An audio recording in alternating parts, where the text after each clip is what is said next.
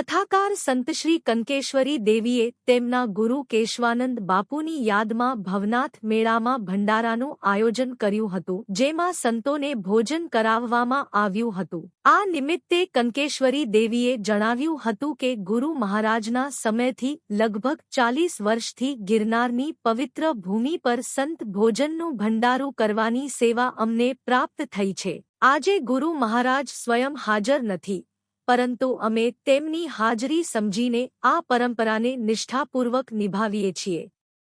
તેમણે વધુમાં ઉમેર્યું કે આજે તમામ સંતોના રૂપમાં અમને ભગવાન દત્તાત્રેયના દર્શન થયા હોવાનું માનીને અમે પોતાને ખૂબ ધન્ય માનીએ છીએ।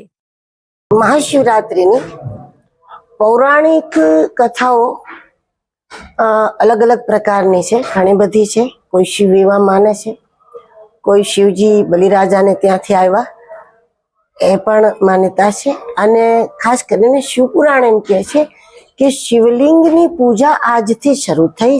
મહાશિવરાત્રિથી આ જગતમાં શિવલિંગ ક્યારથી પૂજાણી, તો ભગવાનના લિંગ રૂપનું અર્ચન, લિંગ રૂપનું પ્રાગટ્ય જ પહેલી વખત થયું મહાશિવરાત્રિએ। પણ ગિરનારની ભૂમિમાં જે મહાશિવરાત્રિ છે એનો મતલબ સીધો એ થઈ જાય છે કે જો આપણે આપણું શિવત્વ જગાડવું હોય તો ગુરુની કૃપાની જરૂરત પડે। ગુરુ દત્તાત્રેયની ગુરુની કૃપા હોય તો શિવત્વ જાગે, શિવત્વ જાગે એટલે એને મહાશિવરાત્રિ કહેવાય।